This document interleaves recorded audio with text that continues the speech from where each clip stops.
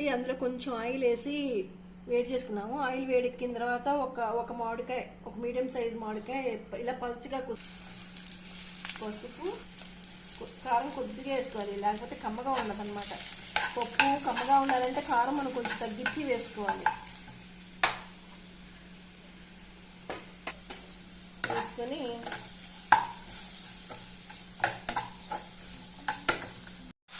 ఈ మగ్గేలాగా మూత పెట్టి ఉంచేయాలి.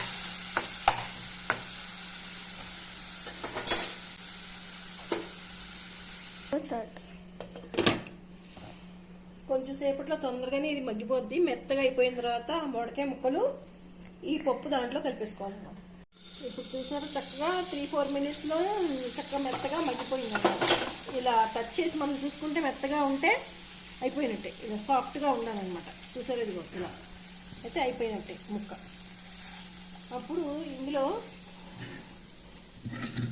పెట్టుకున్న మసూరి పప్పు వేసుకున్నాను. ఇందులో ఆయిల్ కానీ ఏమీ వేయలేదు.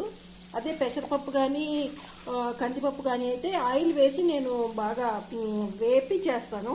శనగపప్పు మసూరిపప్పు అయితే ఆయిల్ అక్కర్లేదు. ఇప్పుడు ఇది టేస్ట్కి సరిపడా చూసుకొని మనం కలుపుకోవాలి. ఇప్పుడు నాకు అందుకని ఉంచేసాను. కొంచెం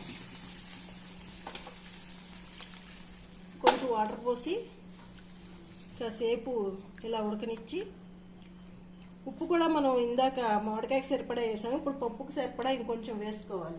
పప్పుకు సరిపడా ఆయిల్ వేసి ఇప్పుడు తాలింపు వేసుకుంటాం అన్నమాట. ఇప్పుడు ఈ స్టవ్ ఆఫ్ చేసేస్తున్నాను. ఇంకా నేను పప్పు వేయలేదు, కొంచెం ఉంచేసాను. పులుపు ఇది సరిపోయింది అనేసి.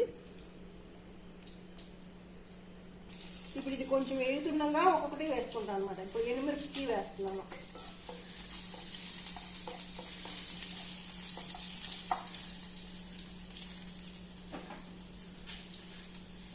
ఇప్పుడు కొంచెం మినపప్పు వేసాను.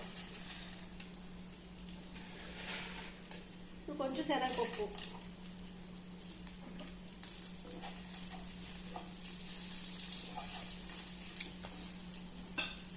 ఇప్పుడు కొంచెం ఉల్లిపాయ ముక్కలు వేస్తున్నాను.